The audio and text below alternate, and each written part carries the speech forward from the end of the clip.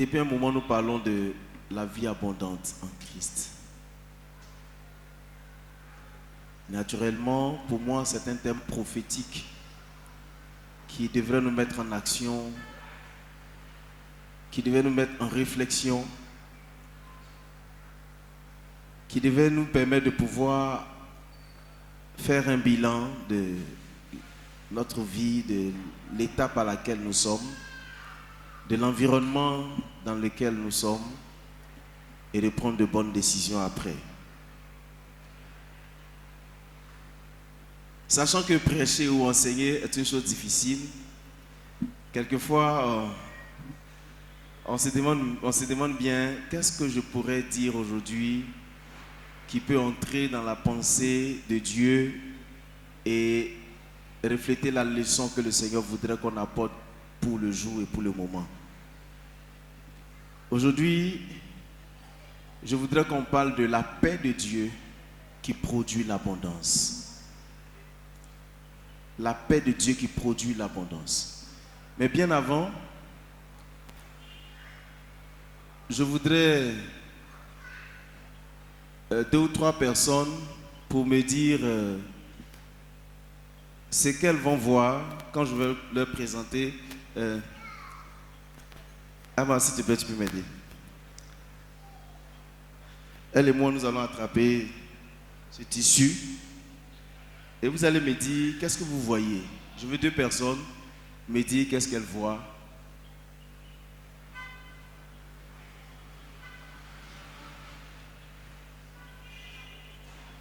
Oui, Vado, qu'est-ce que tu vois?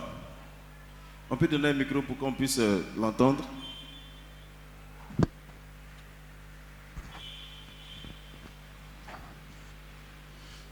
Regarde bien. Je crois que je vois sur ce tissu des taches. Voilà, je vois des taches. Toi, tu vois des taches sur le tissu. Oui, oui. D'accord. Qui voit autre chose? Oui, la sœur en rouge, la dame en orange aussi. Bonjour le pasteur. Moi je vois des traces de plis sur le tissu. D'accord. Monsieur Ado, le diacre, lui, voit des taches. Il y en a qui voient des plis. Moi, je vois des taches, des plis, plus 2 points noirs. Ok.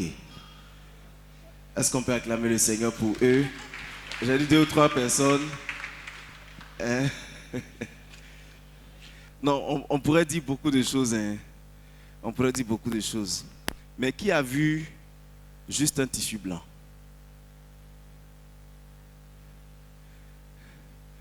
Vous voyez? En fait, avant que je ne parle de la paix, je voudrais juste savoir, nous faire rendre compte que quelquefois, on cherche à voir ce qui n'existe pratiquement pas. Et c'est pas si vous voyez, on cherche à remarquer ce qui n'existe pas. Pourtant, ce qui existe est là. Il est grand, il est blanc. Ou bien vous n'avez pas vu? C'est blanc. Mais voyez-vous, malgré que même les points sont petits dedans, on a cherché à remarquer qu'il y a des points dedans. En grandissant, je me suis rendu compte que ce qui fait que nous-mêmes nous sommes troublés quelquefois, c'est parce qu'on cherche à voir et à faire grandir dans notre esprit ce qui est presque inexistant.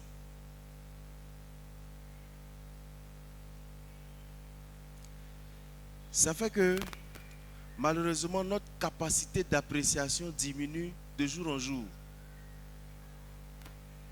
Notre capacité d'appréciation s'amenuise parce qu'on cherche à voir ce qui n'existe pas. Ou bien on cherche à valoriser ce qui est petit qu'on croit ne pas être à sa place.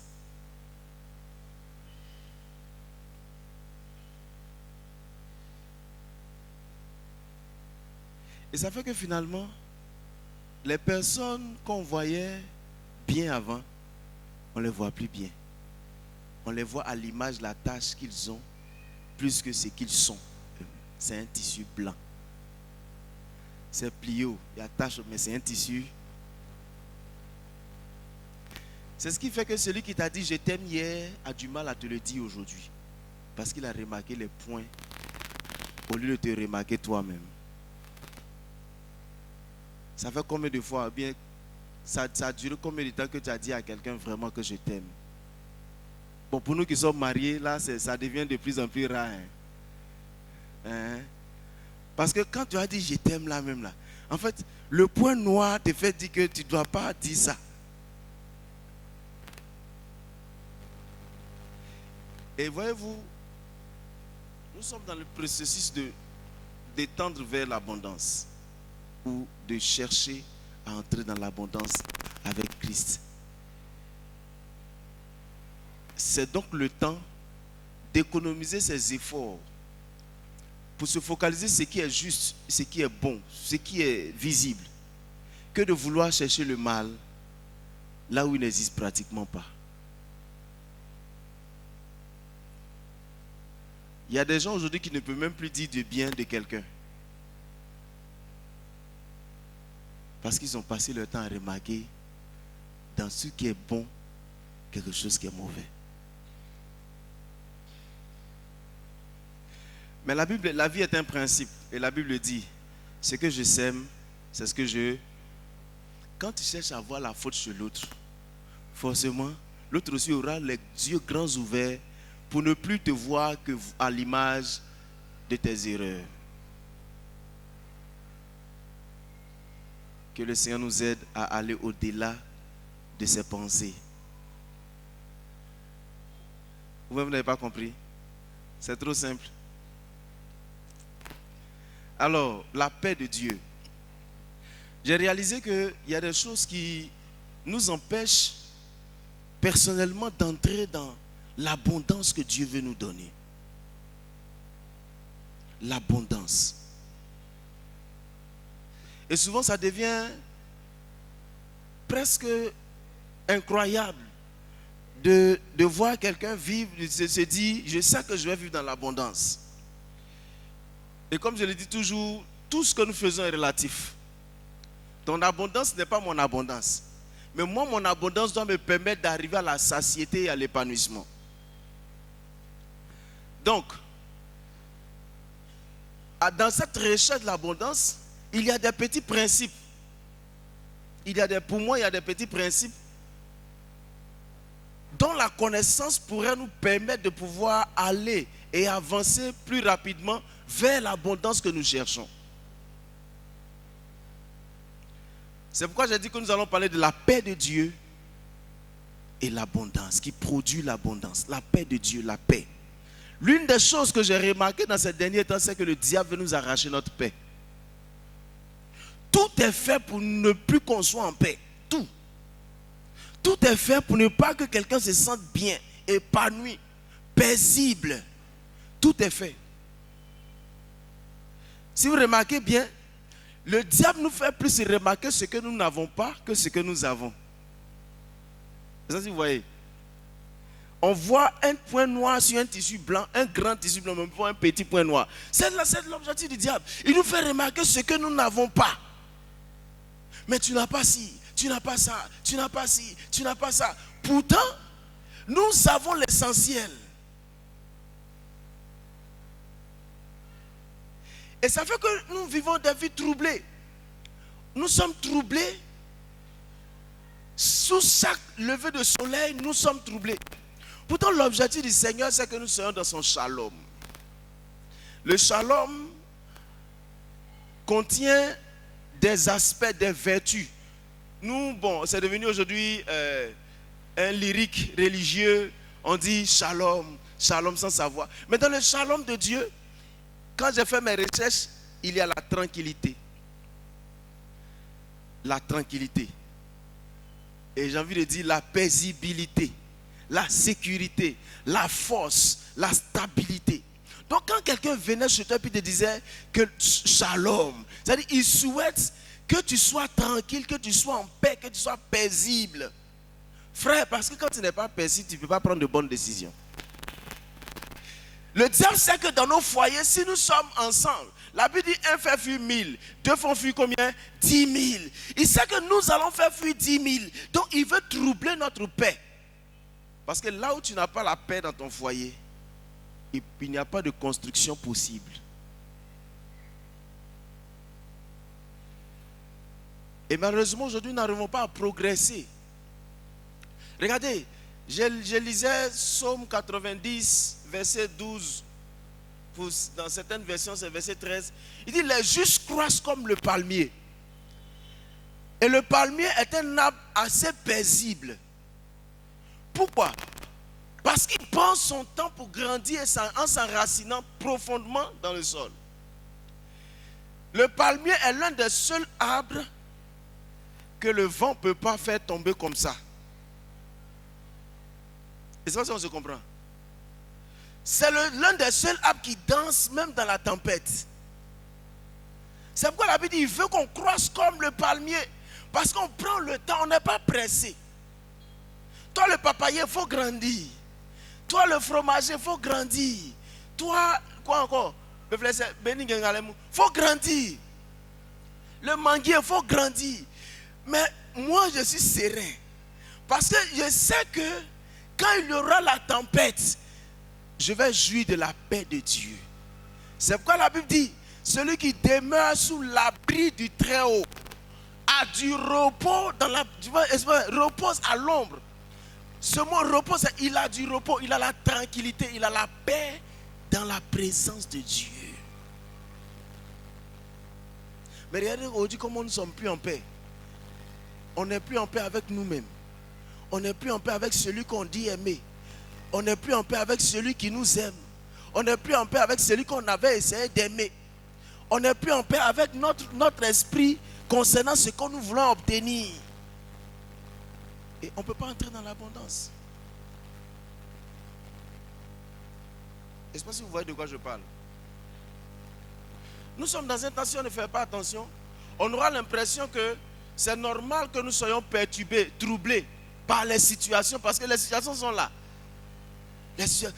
Souvent, c'est un peu trop extraordinaire qu'on dit à quelqu'un, ne t'inquiète pas. Mais la chose est là, il ne me pas m'inquiéter comment? Non, calme-toi, la Bible même dit, ne t'inquiète pas. C'est vrai, je ne m'inquiète pas, mais ça fait peur quand même. Hein. Oui, il y a toujours quelque chose pour extérioriser la perturbation que nous avons dans notre cœur. Voici ce que la Bible dit.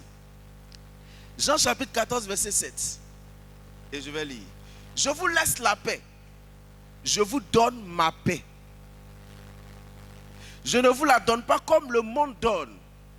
Que votre cœur ne se trouble point et ne s'alarme point. Jean chapitre 14, verset 7. Jésus dit, je vous donne la paix. Et puis je vous donne quoi? Ma paix. Jésus est en train de parler avec ses disciples. Et puis il dit, moi je vous donne la paix. Je vous donne ma paix. C'est pas ça? Je me suis trompé de référence. Pardon, c'est verset 27, c'est vrai. Verset 27. Jean 14, verset 27. Je vous donne la paix. C'est-à-dire le souhait du Seigneur, c'est qu'on soit paisible à tous les niveaux. C'est que nous ayons la paix. Je vous donne la paix. Et puis il dit quoi? Je vous donne ma paix. Pas comme le monde nous donne.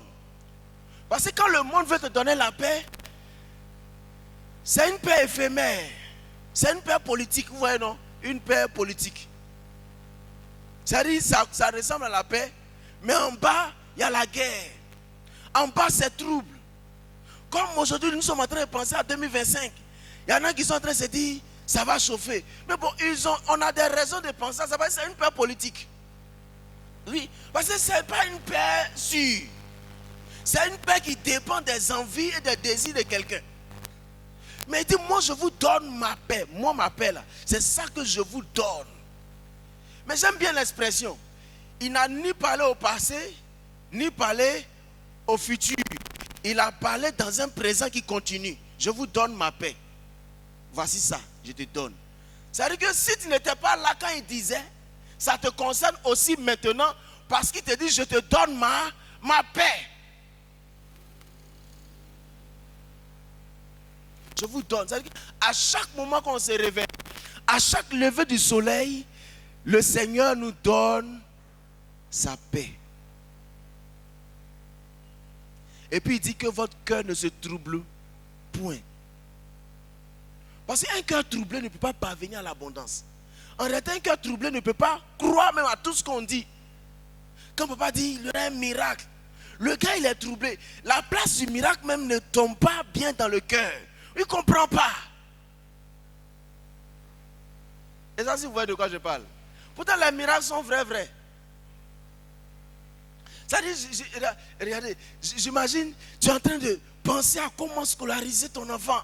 Tu es là, tu dis Seigneur. Et puis, un coup comme ça, sans le secours d'aucune main, Dieu permet qu'il y ait quelqu'un qui pense à débloquer cette situation avant même que tu n'aies parlé. Ce n'est pas un miracle. Mais, bon, mon frère, entre nous, le trouble de ton cœur, là, ça va ajouter quoi? C'est pourquoi j'aime bien le proverbe qui dit un cœur joyeux est un bon remède, mais un esprit abattu, en d'autres termes, un esprit trouble, dessèche les eaux. C'est-à-dire les gens, ils sont là, ils flottent maintenant dans leurs habits parce que leur cœur, il y a guerre dans leur esprit. Il ne peut pas grossir. Chaque année, on diminue son habit. Aujourd'hui, on veut mettre sur le compte de oh non, c'est pas qu'on est gros, qu'on est en bonne santé. Mon frère, quand même, quelquefois, il faut essayer. Il faut essayer de grossir un peu. Mais tes os sont déchirés parce que tu ne cherches même pas à avoir l'élément nécessaire à l'épanouissement de ton esprit et de ton corps. Parce qu'en réalité, notre corps n'obéit qu'à ce que notre esprit programme. Lisons un autre verset. Philippiens 4, versets 6 et 7. Quand je réfléchissais, je me suis rendu compte que l'une des premières choses que le Seigneur donne, après qu'on ait prié, c'est la paix. Lisons. Ne vous inquiétez de rien, mais en toute chose faites connaître vos besoins à Dieu par des prières et des supplications, avec des actions de grâce. Et la paix de Dieu, qui surpasse toute intelligence, gardera vos cœurs et vos pensées en Jésus-Christ. Est-ce que ça se comprend? Quand tu as fini de prier, qu'est-ce que le Seigneur te donne après ta prière? La paix de Dieu. Mais regardez la relation entre la paix de Dieu et l'intelligence. La paix de Dieu qui surpasse toute intelligence gardera vos cœurs. Ça veut dire qu'en réalité, quelquefois, quand nous avons fini de prier, nous voulons régler le problème avec notre propre intelligence, notre capacité, nos relations. On veut trouver les stratégies. Pourtant, on oublie que celui que nous avons prié est le fin stratège. Il écrit droit sur des lignes courbes. C'est-à-dire qu'il peut te tracer un chemin dans le désert. Donc il veut que tu sois serein. Parce que c'est lui qui fait, c'est pas toi. Toi, tu as quelqu'un qui doit transporter dans ce que toi tu dois voir. Dans l'épanouissement qu'il doit te donner. Ce qu'il te conseille donc, c'est que sois en paix. N'utilise pas trop ton intelligence. Il n'a pas de ne pas être intelligent. Mais il dit qu'il y a des moments où ton intelligence ne servira à rien. Donc quand tu as fini de prier, tu as fini de lui dire ce que tu ressens, ce que tu veux, qu'est-ce qu'il demande? Sois en paix. La paix de Dieu qui surpasse toute intelligence gardera vos cœurs. Vos cœurs doivent être gardés par la présence de Dieu. Est-ce que vous voyez de quoi je parle? Ou bien vous ne comprenez pas? La paix de Dieu. La paix de Dieu. Il dit, faites connaître vos besoins seulement. Vous savez, souvent, on est tellement troublé que quelquefois on finit de prier et puis on veut dire à Dieu comment il doit nous exaucer. C'est qu'on veut montrer à Dieu, Seigneur, là, moi je pense que si tu fais ça là, ça pourra m'aider à être... Non, laisse, calme-toi. Parce que quand il va t'exaucer, tu vas dire la même chose que David a dit. Il dit quand le Seigneur nous faisait sortir d'Égypte, c'était comme dans un rêve. Regardez, imaginez-vous des gens qui sont dans la prison. Souvent on raconte cette histoire. On dit qu'ils étaient dans la prison. Ils étaient en prison et puis ils ont eu la force de chanter, de célébrer Dieu. En fait, c'est des gens qui sont en paix, qui savent que Dieu ne peut pas les laisser dans cette situation bizarre. Donc, au lieu de m'angoisser, qu'est-ce que je dois faire?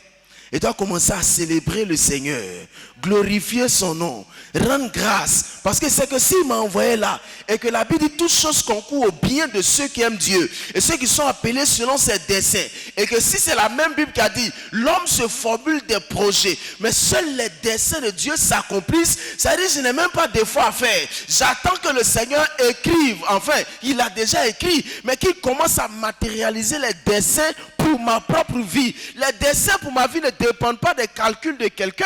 Les desseins pour ma vie ne dépendent pas d'un système social. Les desseins de Dieu dépendent de ce qu'il a écrit pour moi depuis la fondation du monde. Parce que quand il m'a fait venir sur la terre, je ne suis pas un goissou de la société. Je ne suis pas un rébut de la société. Je ne suis pas une personne... non, mais je suis une personne importante pour la main de Dieu. C'est pourquoi souvent, il y a l'impression qu'on ne comprend pas. On dit le Seigneur lui prend de la poussière pour établir à la place des grands. Souvent, il y a une chanson que j'aime bien.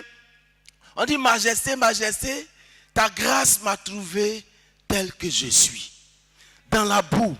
Pour certaines personnes, une personne qui n'a pas trop de valeur. Mais à tes yeux, j'ai de la valeur.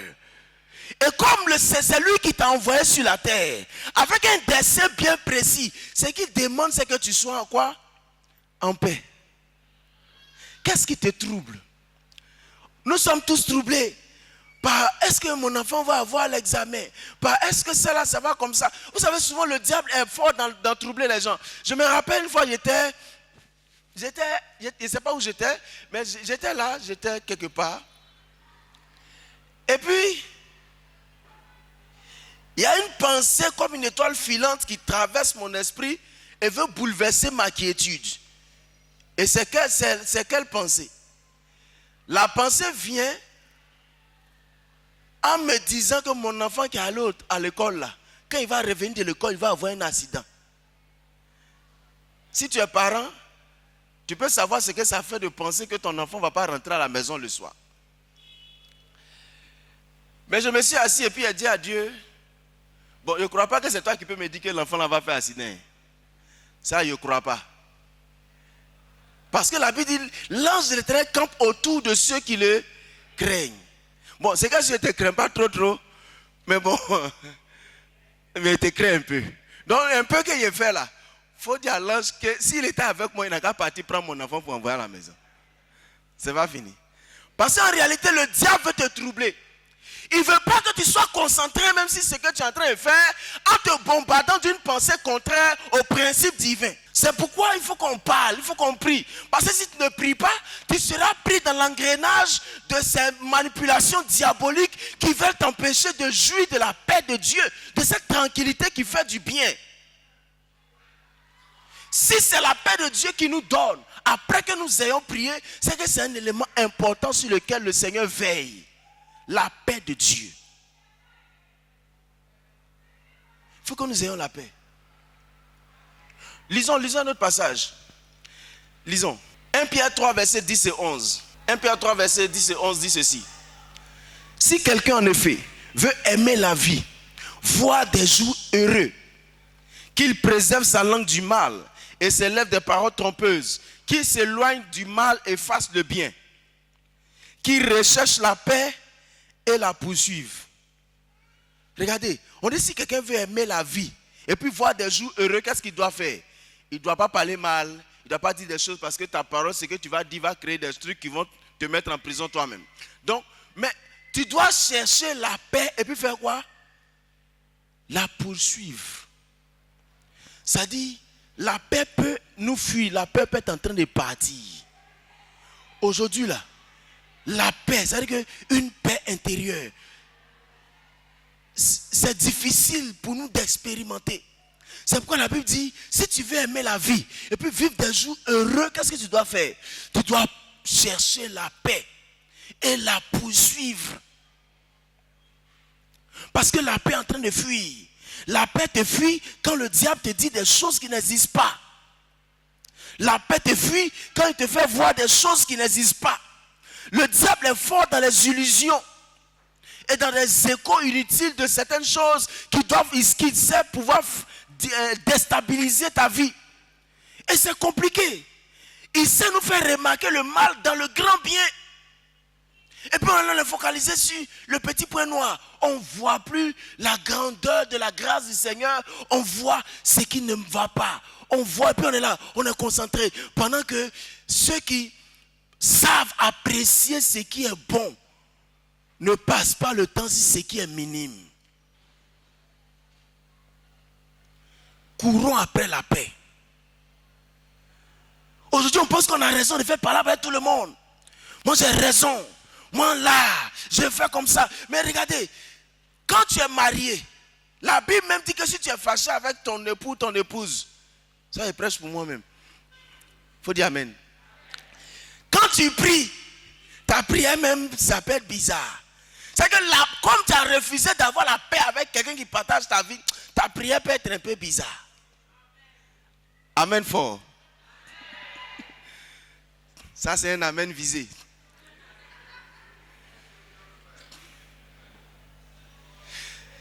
Ça veut dire que c'est un élément, la paix est un élément important dans la croissance de l'abondance de notre vie personnelle. Mais aujourd'hui, regardez comme nous sommes troublés. Et malheureusement, la méchanceté du cœur de l'homme, le remplissant d'orgueil et de je ne sais pas comment on dit le mot, mais en fait, on passe le temps à moimoyer. Le fait qu'on puisse passer tout ce temps à moimoyer nous empêche même de voir la grâce que Dieu nous a donnée, qui est dans la vie d'un frère, qui est dans la vie d'une soeur, qui est dans la vie d'une personne que le Seigneur nous a donnée. Vous savez, aujourd'hui, on fait plus des choses plus politiques que sincères. Vous savez, comme vous savez, à la télé, par exemple, on dit, quand tu es à l'antenne, ça dit, quand tu vas aller à l'antenne, même si tu es énervé, tu es fâché. Les écrans ne sont pas sur toi, tu es énervé. Mais quand les écrans viennent sur toi, tu fais quoi? Bonjour très chers amis, je suis très heureux d'être avec vous. Et je crois que nous allons passer un bon moment et un moment très agréable dans la présence de notre Seigneur Jésus. Pourtant, tu étais énervé. Hein? Je ne sais pas si on se comprend. Quand ils enlèvent la caméra, le grosse tête là. Mais quand ils remettent, quand on dit tu es à l'antenne, alors nous allons passer à une autre étape de notre... En fait, ce n'est pas sincère. C'est... dites le mot là. Bon, c'est ce que vous dites là. Il entend hypocrisie, il entend mécanique. C'est que c'est ça. Aujourd'hui, les choses comme nous, on ne ressent pas. Je ne peux pas venir dire à quelqu'un, regarde, tu es une belle personne. Je sais que tu es un trésor divin. Je sais qu'en toi, le Seigneur m'a mis en contact avec toi parce que je sais que par toi et par moi, nous pourrons grandir ensemble. Mais quelquefois, la chair de ma chair devient le cocotier de mon facochère. Non, vous comprendrez. Vous comprendrez, c'est un langage très soutenu. Juste parce que une fois qu'il n'y a plus de paix, il n'y a plus de construction, il n'y a plus d'évolution, il n'y aura pas d'abondance. Essayez un peu de comparer nos États africains à tout ce que je suis en train de dire par rapport à notre croissance. Il y a des années, nous étions au CP1. Moi, j'ai commencé à faire le CP1 en 87. Et quand on arrivait vers les classes où on fait leçon, on dit la Côte d'Ivoire est un État en voie de développement. Bon, c'est que s'il y a des sous-développés, il y a des... Bon, est-ce qu'aujourd'hui là, on est au-dessus de développer ou bien on est encore sous le développé ou bien ça ne fonctionne pas? En voie de développement maintenant. C'est maintenant on est en voie. Ça veut dire que c'est maintenant peut-être qu'on est en train de voir la route. Mais route même là, on n'est pas encore en train de bien voir. Parce que mon cher, les gens nous font croire que le mal est chez nous. Donc on casse, on détruit ce qui a déjà été construit. Mais quand on va revenir pour nous rendre compte qu'on a fait une grosse bêtise en obéissant à nos pulsions qui n'ont rien à voir avec la construction, nous avons déjà détruit et nous devons reconstruire. Pourtant la reconstruction prend plus de temps que la réflexion pour l'abondance. Parce que l'abondance se base sur ce qui est déjà construit. Pourquoi est-ce qu'on se détruit à tout moment? La Bible n'a qu'à poursuivre la paix. Hébreu dit, recherchez la paix avec tous et la sanctification sans laquelle nul ne verra la face de Dieu. C'est pas mon message te plaît ou bien c'est pas que tu me donnes le titre. Sois béni. Non, c'est pas par là. Ne mettez pas par là dans mon affaire. Non, c'est une question à poser. Alléluia. Ou bien vous ne comprenez pas ce que c'est en train de dire. Regardez, j'ai lu un verset qui m'a plu. Ésaïe 30, verset 15. Il dit, car ainsi a parlé le Seigneur, l'Éternel, le Saint d'Israël. C'est dans la tranquillité et le repos que sera votre salut. C'est dans le calme et la confiance que sera votre force. Mais vous ne l'avez pas voulu. C'est dans le repos et dans le calme que se trouve notre force. Notre salut se trouve dans la tranquillité. Dans la tranquillité. Et les théologiens disent que le Seigneur, pour ne pas qu'on soit troublé, a dit dans sa parole que cette expression 360 fois, ne crains rien, ne crains rien, ne crains rien. Mais chaque jour qu'on se réveille, il y a quelque chose qui nous bouleverse. Et parce que nous sommes troublés, il n'y a pas le temps de la foi dedans. La foi, en fait, c'est ma capacité à rester dans le calme pour attendre le secours de Dieu. Parce que c'est qu'il viendra certainement. Job dit, mon Rédempteur interviendra le dernier. Il va intervenir. Mais même s'il est le dernier, en fait, c'est parce qu'il veut te laisser te manifester. Il veut te laisser me mépriser.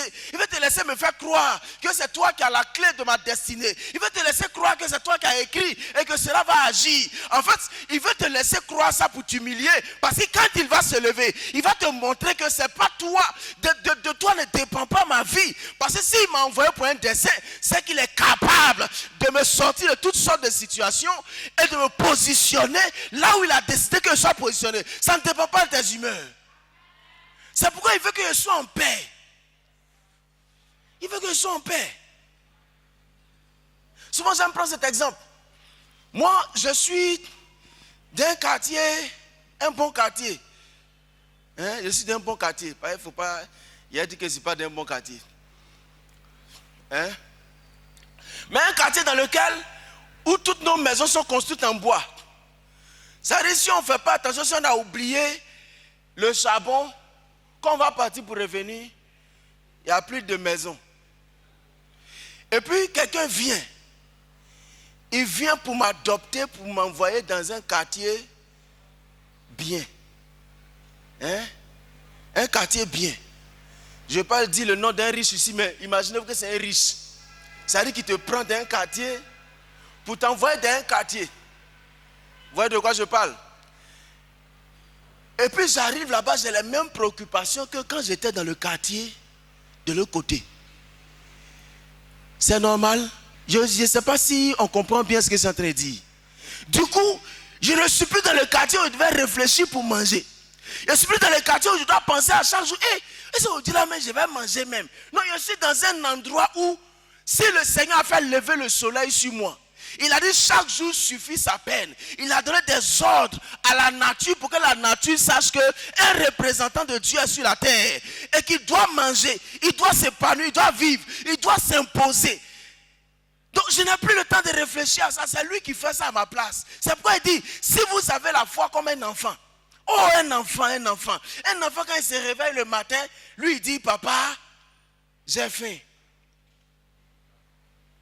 Lui c'est son besoin. Toi, c'est ton problème. C'est pas... Parce que à chaque 2 minutes, il va te dire, papa, j'ai faim. Bon, les papas, souvent, ils n'entendent pas trop ce refrain. Un jour, je suis allé à la maison et j'étais assis et puis elle demandait à ma femme, ça fait... Qu'est-ce que tu fais pour ne pas devenir folle dans cette situation? Parce qu'un enfant, quand il veut quelque chose, lui ne se pose pas la question de savoir où tu vas gagner. Papa, je veux chocolat. Papa, j'ai faim. Maman, je veux manger. Maman, je veux manger. Maman, ça, ça devient un problème pour toi. Tu te réveilles, tu dis, où j'ai trouvé manger là pour l'enfant là? Où j'ai trouvé manger? Oh, mes frères, nous avons des besoins qui donnent des problèmes à Dieu. des réflexions. Quand il se réveille, il veut seulement qu'on lui dise nos besoins. Faites connaître vos besoins par des prières, des supplications, avec des actions de grâce. Le reste là, c'est son problème. Il va régler. Nous, notre problème, c'est le temps. Mais à cause du fait qu'il sait que nous, on a un problème avec le temps, quand il dit, sois en paix, reste tranquille, reste calme. C'est dans le calme, la tranquillité se trouve ton salut. La délivrance et la grâce que tu cherches se trouvent dans le calme que tu auras. Normalement, on doit avoir un comportement différent de ceux qui ne croient pas au Seigneur. Pendant que les gens sont en train de se troubler, nous, on doit rester calme. On doit rester calme. On doit rester calme parce que notre Rédempteur est vivant. Le Seigneur veut qu'on soit calme.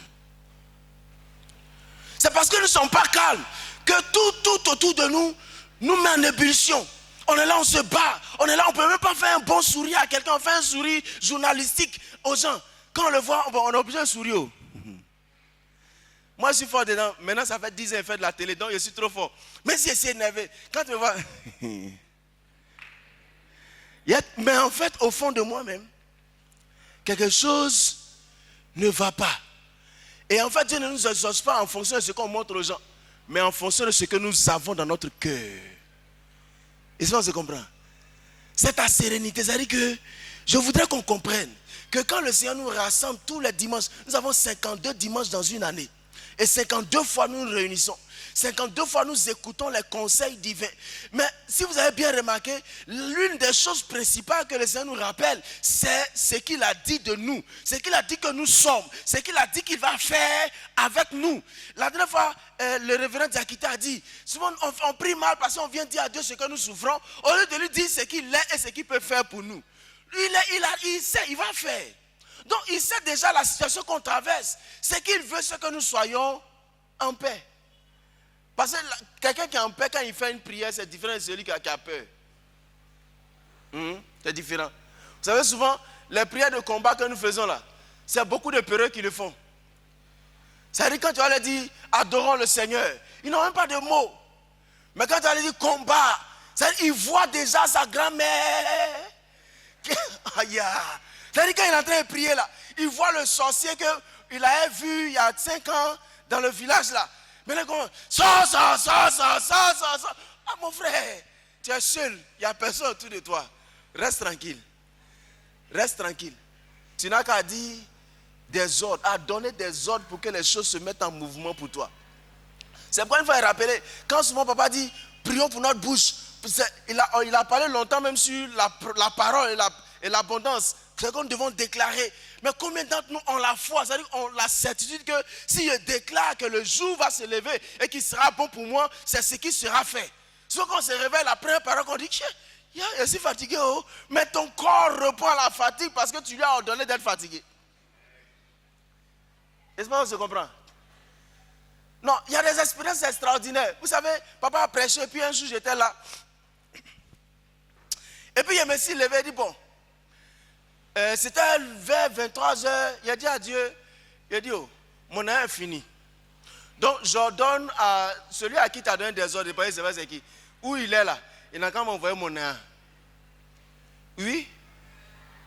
Parce qu'on dit d'expérimenter, non? Si tu n'as pas expérimenté, tu ne peux pas savoir que c'est vrai. Donc il dit, Seigneur, j'ordonne que mon âme me trouve. Les frères, je me réveille le matin, je vois le petit pingouin en train de danser. Je dis, hé pingouin! C'est-à-dire, même dans mon sommeil, je suis en train de dormir. Et puis Dieu sait que mon agent d'aujourd'hui doit venir. Et puis ça vient. Mais j'ai compris qu'en fait, si tu crois, tu es dans la paix, dans la tranquillité, tu crois que tu as un Père céleste. Le Seigneur ne s'est pas présenté à nous comme un Dieu. Il ne s'est pas présenté à nous comme quelqu'un. Il s'est présenté comme qui? Comme un Père céleste. Jésus dit, quand vous priez, dites, notre Père. Oh, que c'est extraordinaire d'avoir un Père. Un Père qui sait que nous avons des besoins. Un Père qui pense que son enfant doit être épanoui. Donc, l'enfant doit être en paix parce qu'il n'a pas un père irresponsable. On dit c'est le papa le plus responsable. Parce que même quand ton papa biologique n'est pas là, c'est pas ton papa biologique qui a été un canal qui est le catalyseur de ton avenir. C'est Dieu qui t'a envoyé avec une provision qui te suit, qui te donne au moment opportun, qui est le catalyseur de ta vie. Donc mon frère, je ne sais pas pourquoi tu es perturbé. Sois souriant et puis que ce soit un vrai sourire, pas un sourire journalistique. Parce que Même si tu es fâché, si tu es ceci, ça ne va pas changer quelque chose au dessein de Dieu. Ou bien vous ne voyez pas? Ça ne va pas changer. Donc sois calme. Tu as trouvé pourquoi? Vous savez, quand quelqu'un veut faire parler avec toi et puis tu es là, tu le regardes, tu es là, tu es calme. Lui-même, finalement, il se pose la question, ça va. Il est dit, lui là, tu es sûr que façon il a arrêté sereinement, il ne va pas nous faire quelque chose. Parce que non, imaginez-vous quelqu'un qui est en train de te battre, il veut se battre avec toi, il fait les jeux des jambes, il saute sur le puis tu es là, tu le regardes. Là, il n'a qu'à finir quoi.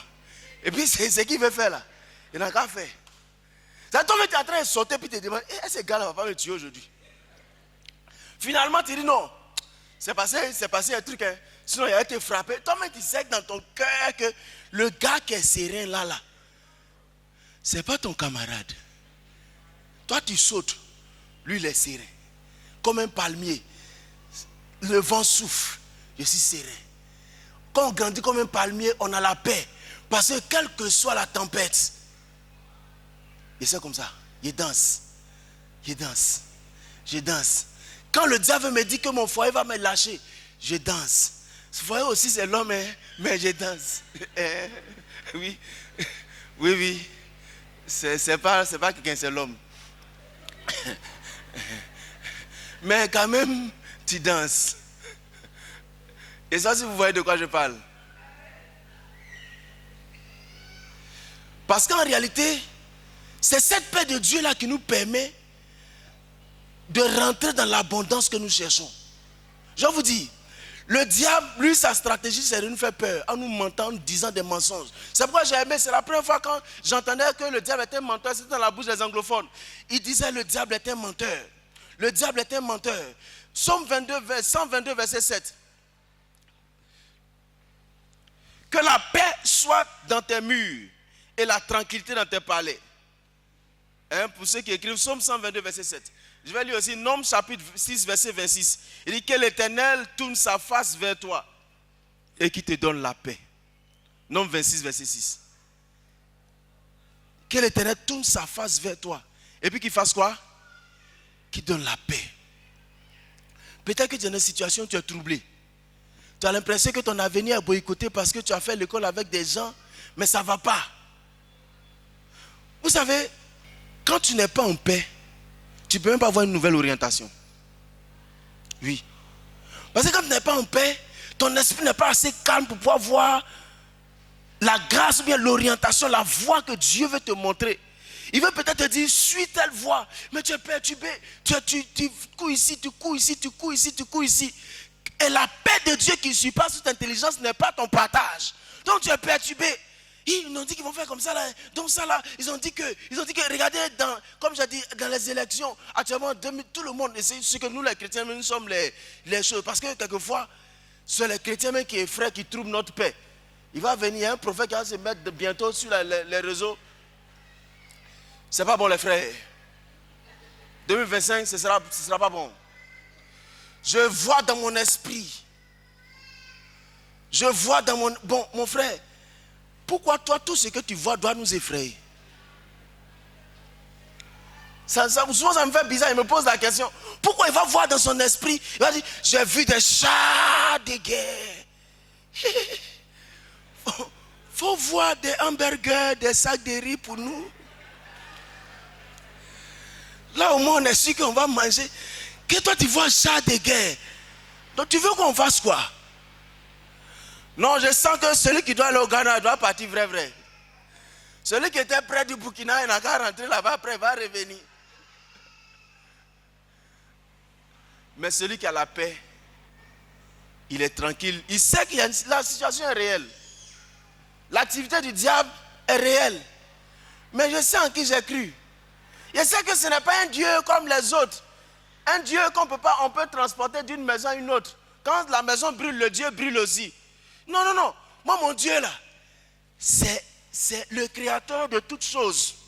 Donc, quand il y a les situations, je suis en paix. Et c'est un exercice que je suis en train de faire moi-même. Je ne veux plus me troubler pour quoi que ce soit. Je ne veux plus me perturber pour quoi que ce soit. C'est-à-dire, je vais apprendre à accueillir les situations et puis les regarder à l'image de Dieu. Dieu, avant de donner la terre promise à ses enfants, les a fait voyager sur une montagne pour leur faire observer ce qu'il va leur donner. Ne vous mettez pas au niveau des situations. Parce que chaque fois que tu te mettras au niveau d'une situation, tu seras surpassé par cette situation. Mets-toi au niveau de Dieu. Pour voir que la situation là, oh toi aussi, les gens disent que c'est une grosse situation. Les gens vont penser que tu ne prends rien au sérieux. Au-delà, c'est comme ça. Hein. Quand tu prends rien au sérieux. Moi, c'est que souvent certaines personnes me le disent. Toi tu ris à tout. Mais de pleurer à tout. Mais quand tu finis de pleurer, qu'est-ce que ça aura changé? Que l'Éternel tourne sa face vers nous. Et qu'il nous donne la paix. Tu n'as pas dit bien amen. Hein? Ou bien tu ne crois pas ce que je dis. Que l'Éternel tourne sa face vers nous. Amen. Et qu'il nous donne sa paix. Si quelque chose te troublait, dis à cette chose, à partir de maintenant, j'ai la paix de Dieu. Rien ne doit me troubler. Parce que même si je ne faisais pas un enfant, je sais que dans la Bible, Dieu a transformé la stérilité en fertilité. Donc je suis serein.